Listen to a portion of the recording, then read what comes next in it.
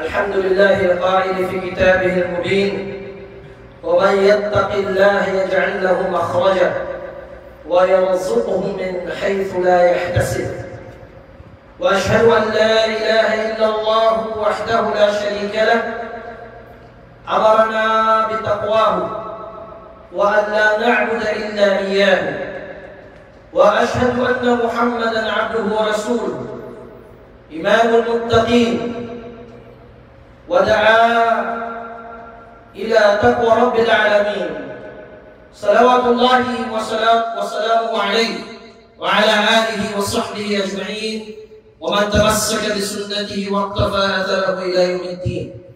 أما بعد فيا عباد الله أوصي نفسي وإياكم بتقوى الله فقد أفلح المتقون. فقال من عز من قائل عليما يا أيها الذين آمنوا اتقوا الله حق تقاته ولا تموتن إلا وأنتم مسلمون.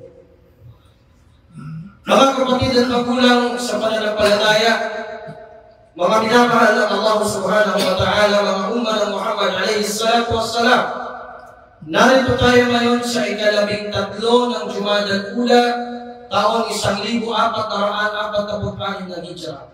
Dalangin natin sa Allah subhanahu wa ta'ala na pasapitin niya pa tayo sa mapipinto at pinakaasam-asam natin ang buwan ng Ramadan na punong-puno ng biyaya mula sa Allah. Allahumma amin. Sa punto pong ito ay nais po nating ibahagi sa inyo sa maiksing khutbah na ito insyaAllah ta'ala ang sa sinabi ng Allah ta'ala sa Surah Al-Talaq. Ang sinabi ng Allah Ta'ala, وَمَنْ يَتَّقِ اللَّهَ يَجْعَلْ لَهُ مَخْرَجًا. Sino man ang mayroong tunay na takot sa Allah Ta'ala, ay gagawan siya ng Allah ng makhraj o solusyon, ulusyon.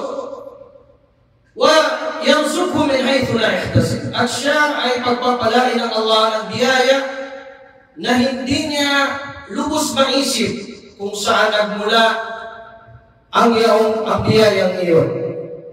Kapatid sa pananampalatayang Islam, ang mga ayat na ito sa Surah Al-Talaq bilang 2 hanggang 3, ibinaba ito ayon pa sa ating mga mufassirun sa isang sahabi na ang pangalan ay si Auf bin Malik al-Ashja'i radiyallahu anhu.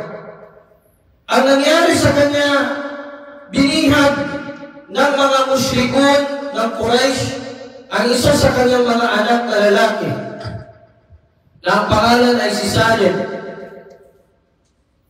Pagdaga ay tumungo siya sa Nabi Muhammad sallallahu alaihi wasallam at kanyang ibinalita ang kanyang problemang iyon at dinulog sa kanya. At sinabi niya, Innal aduwa asara ibni وجزعت الأم فلا تأمرني. Ya Rasulullah, ang aking anak na lalaki ay binihag ng mga kalaban natin, mga kalaban ng Islam. At tunay na nabalisa at naiyak ang nanay ng aking anak, ang kanyang asawa. Ano ngayon ang iutos mo sa akin, Ya Rasulullah? Ano ang gagawin ko? Sumagot ang Nabi sallallahu alaihi wasallam, اتق الله واصبر وآمرك وإياها أن تستكثر من قول لا حول ولا قوة إلا بالله. Ang sinabi ng propeta sa kanya, matakot ka sa Allah at magtimpi. At inuutusan kita at ang iyong asawa, ang iyong may bahay, na paramihin ninyo ang pagsasabi ng dhikr na la hawla wa la quwwata illa billah. Walang ibang kapangyarihan at lakas maliban lamang sa lakas at kapangyarihan na naroroon sa Allah. Fa'ada ila baytihi wa qala li'imra'atihi. At bumalik ito sa kanyang pamamahay at sinabihan ng kanyang asawa, Inna Rasulullah sallallahu alaihi wasallam أمرني وإياك أن نستكثر من قول لا حول ولا قوة إلا بالله. Ang inutos sa akin ng propeta at sa iyo ay paramihin natin ang pagsasabi ng la hawla wa la quwwata illa billah. Sumagot ang asawa. Faqalat na'am, o sabi niya, ni'ma ma amara na bih. Napaka malaking biyaya o pinagpala ang kanyang inutos sa atin. At faja'ala yakulani hadal qawl. Inulit-ulit nila ang pagsasabi ng la hawla wa la quwwata illa billah. Fadafal al-adu. Nung ginagawa nila yun, ang anak nila na nabibinabihag ng mga musyrikin, habang bihag siya ng mga musyrikin, nalingat. Ibig sabihin na wala sa isip ng kalabang nakabihag sa anak nila na bihag niya ang anak nila. Subhanallah. Fadafal al-adu an ibnihi.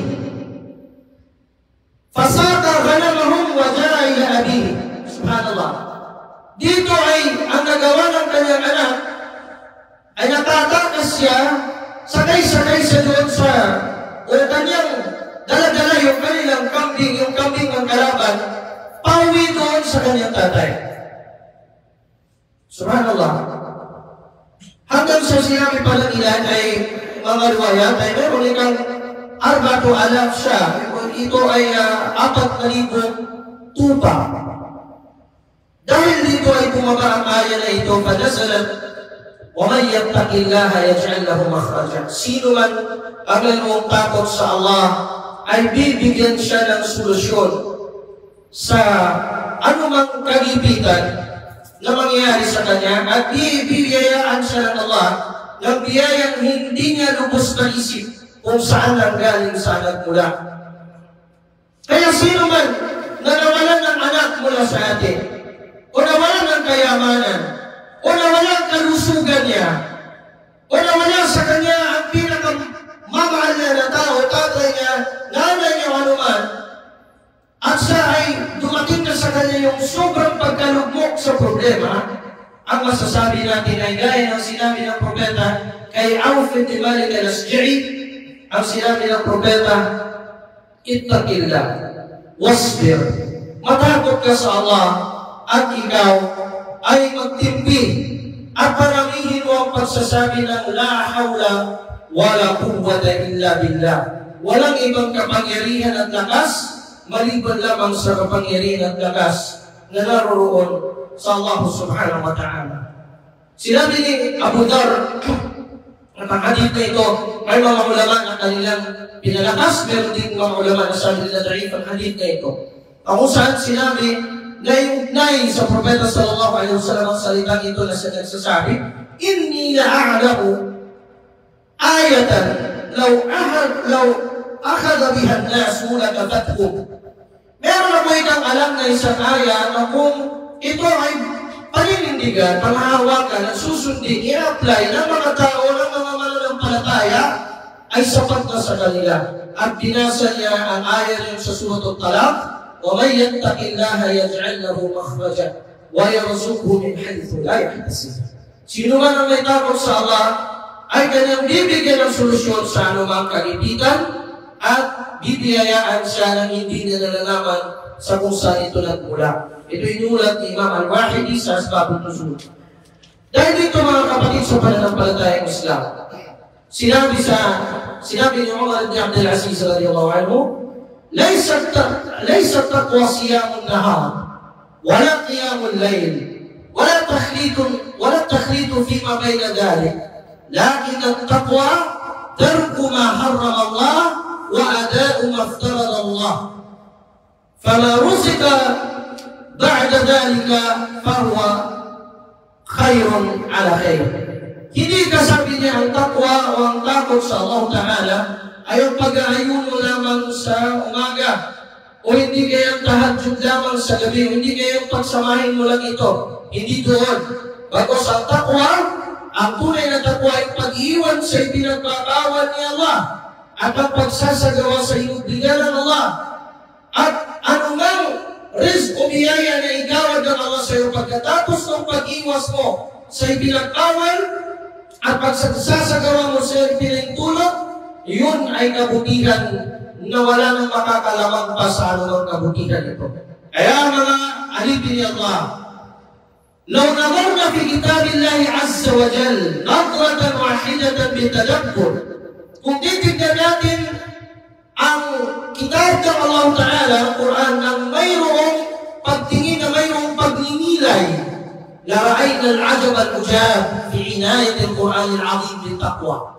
Makikita mo ang nakakamangha sa lahat ng kamanghaan sa pangangalaga ng Quran, pag-iingat ng Quran, ang dakilang Quran, sa usapin ng takot sa Allah, ng taqwa.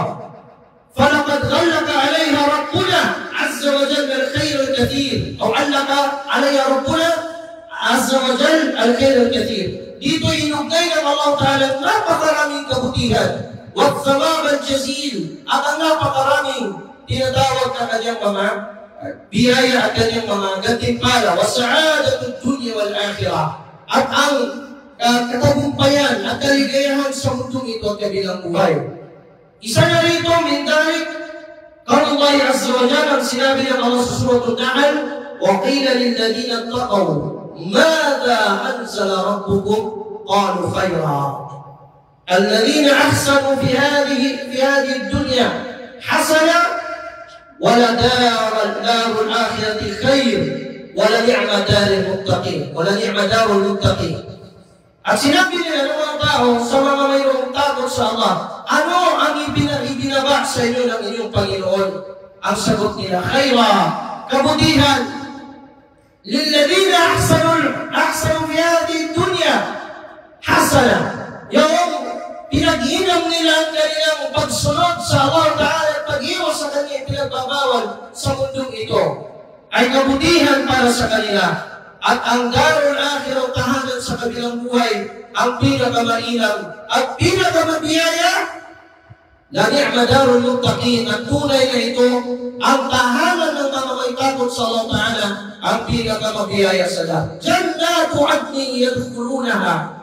Ito ay mga halaman, mga halamanan, mga hardin doon sa kabilang buhay ng Adan, ng Eden, na kung saan papasok sila rito na kanilang makikitang tumatakbo, dumadaloy sa lilim nito, sa ilalim nito, sa lilim nito ang mga sapa. Lahum fiha ma yasha'un. Ano man kanilang ngitihin ay naroon na sa paraisong iyon.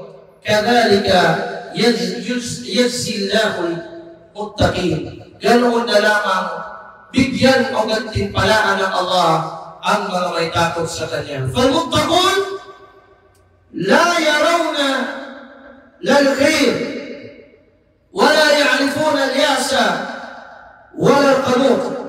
Ang mga muttaqun, hindi na sila makakakita ng anumang kasamaan o anumang tinatawag na yaas o pagsuko dito sa mundong ito. Sabi ng Allah Ta'ala, innal ladina ja'u bil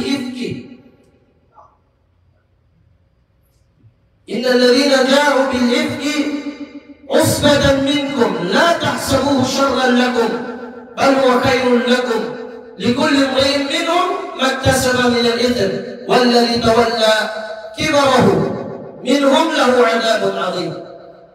Ayong mga dating ng kanilang nagsipagtangan ng kanilang ipon ng kanilang anumang mga kasamaan dumating sa mga mananampalataya ayon sa tafsir na Surah An-Nur, la tahsabuhu sharran lakum. Huwag ninyong isipin yung mga nag-invento laban sa inyo na mga mananampalataya, na mga hindi mananampalataya, huwag ninyong isipin ito'y masama sa inyo. Bagos ito'y ikakabuti sa inyo. Bawat tao, sabi ng Allah Ta'ala, sa bawat tao ay bibigay sa kanya ang kanyang karampatang parusa ayon sa kanyang pagkakasala. At yung napagharian na ng kanya mismong pagmamalaki mula sa kanila ay makakatikim o makakalasap ng napakadakilang parusa mula sa Allah Ta'ala. Ala inna awliya Allah la khawfun alayhim wa la hum yahzanun. Tunay ng mga awliya ng Allah, kakampi ng Allah Ta'ala, ay hindi na sila matatakot magharian ng takot ni ng pagkalungkot o pagkabalisa. Alladhina amanu wa kanu yattaqun, yung mga nananampalataya at mayroong takot sa Kanya. Aqulu qawli hadha wa astaghfirullah li wa lakum wa lil muslimina ajma'in min kulli dhanbin wa khati'a fastaghfiruhu innahu kana ghaffara. Astaghfirullah.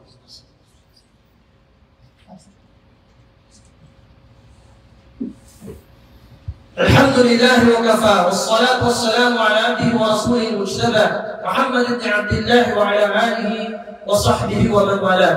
Mga kapatid sa pananampalatayang Islam, ang ipinangako ng Allah subhanahu wa ta'ala ay bibigyan tayo ng solusyon sa bawat kagipitan. Allah promises us that whenever we foster fear, whenever we practice piety, piety means, or is defined by our ulama of Aqidah, that piety is fearing Allah subhanahu wa ta'ala, doing and performing the obligations or the duties that He has obliged us with, and avoiding the things that He has prohibited us from. When He prohibits you from anything, and that you yourself avoid this, then you are among the muttaqun. But of course, you have to do also the duties that He has obliged upon you. He has compelled you to do. This is taqwa. Ito ang tinatawag na takot sa Allah subhanahu wa ta'ala. At pinangako sa atin ng Allah subhanahu wa ta'ala napakaraming kabutihan, hindi lamang yun sa kabilang buhay. Dito pa lang sa dunya ay kanyang ipinangako sa atin na kung bilang isang bungo ay maniniwala tayo ng totoo sa Kanya at sincero at matakot tayo sa Kanya, bubuksan niya ang mga kalangitan at kalupaan at pagtatagumpayin niya tayo. Yan ang sinabi ng Allah subhanahu wa ta'ala sa Quran al-Karim, walau amana ahlul qura, walau anna ahlul qura aman wattaqaw, kung ang mga tao lamang ng lupain ay maniwala sila. Abda ito sa lahat ng mga kamusliman. Amanu wattaqaw, naniwala ng maigting at pinakita ang paniniwala nila sa pamamagitan ng taqwa, lapatahna alayhim barakatin minas samai wal ard. Tunay na aming bubuksan, walang pagsala na bubuksan namin ang kalangitan at ang kalupaan ng mga biyaya sa kanila. Walakin kadaw, pero ang nangyari pinasinungalingan nila, ganito kahina ang pananampalataya natin. Whenever nandito tayo sa khutbah, naririnig natin ang mga katagang, matakot tayo sa Allah, matakot tayo sa Allah. But then, sa kahinaan natin, paglabas natin dito, hindi natin na-apply kung ano yung sinasabi ng khatib. O mismong khatib sa kanyang sarili, mukas na inda Allah Rabbal Alamin. Siya mismo sa kanyang sarili ay malaking kakulangan sa Allah subhanahu wa ta'ala. Paano natin makukuha ang tagumpay? Paano natin makukuha? Naawa tayo sa mga kapatid natin sa Gaza, sa Palestine, sa lahat. Pero hindi natin nire-reflect ang salamin ngayon sa ating mga sarili sa ngayon. Ilang sala ang naging pabaya ako, Ya Allah? Ilang fajar ang naging pabaya ako? Ilang nabagay sa din ang naging pabaya ako? Ilang anak ko na mga kababaihan ang hindi ko pinag-ihijab ng tama? Ilan sa mga asawa ko ang hindi ko sila inutusan ng mabuti binawalan sa masama? Ilan sa aking mga business ang meron ba ditong haram, meron ditong halal? Tapos pag dinagdag ka ng kagipitan, magsasabi ka, ay Allah, nasa ng aking Panginoon, nasa ng Allah Ta'ala na. I-check mo sa sarili mo, dahil kung tunay ka lang na may takot sa Kanya, bibigyan niya ng solusyon ang kagipitang kinaroroonan mo agad-agad nang walang kabog-kabog o walang pagtatagad. Subalit mga kapatid sa pananampalataya, hindi natin kilala ang ating Panginoon. Hindi natin lubusang kinikilala ang Allah sa pamamagitan ng pag-aaral ng Tauhid, sa pamamagitan ng pag-aaral pakikinig man lang sa mga ulama na nag-explain patungkol sa Kanya, patungkol sa pagkilala sa Kanya. Dahil hindi natin sa kilala, hindi natin alam kung anong katotohanan ng Kanyang mga pangalan at katangian. Hindi natin alam kung paano ang tunay na takot sa Kanya. Mga kapatid sa pananampalataya, baguhin naman tayo ni Allah at naman tayo mismo sa ating mga sarili ay willing na magbago sa mga bagay na iyon na dapat nating baguhin at isuko sa Allah subhanahu wa ta'ala. Ala tusallu wa tusallimu ala nabiyyikum Muhammadin sallallahu alaihi wasallam faqad amarana Allah tabaraka wa ta'ala bidhalik wa qala taqaddasa sultanuhu inna Allah wa malaikatahu yusalluna ala an-nabi ya ayyuhalladhina amanu sallu alayhi wa sallimu taslima. Allahumma salli ala Muhammadin wa ala ali Muhammadin kama sallaita ala Ibrahim wa ala ali Ibrahim fil alamin innaka Hamidum Majid. Allahumma irda' al-khulafa'in ar-rashidin Abi Bakr wa Umar wa Uthman wa Ali wa baqiyati sahabati rasulika salawatuka wa salamuhu alayhi wa ridaka anhum ajma'in. اللهم اعز الاسلام والمسلمين واذل الشرك والمشركين يا رب العالمين. اللهم انصر من نصر دينك واخذل من خذل دينك يا رب العالمين. اللهم عليك بالصهاينة الغاصبين واليهود الظالمين. اللهم عليك بهم فانهم لا يعجزونك يا رب العالمين. لا اله الا انت سبحانك انا كنا من الظالمين. اللهم انصر اخوتنا المستضعفين في غزه وفي كل مكان يا رب العالمين.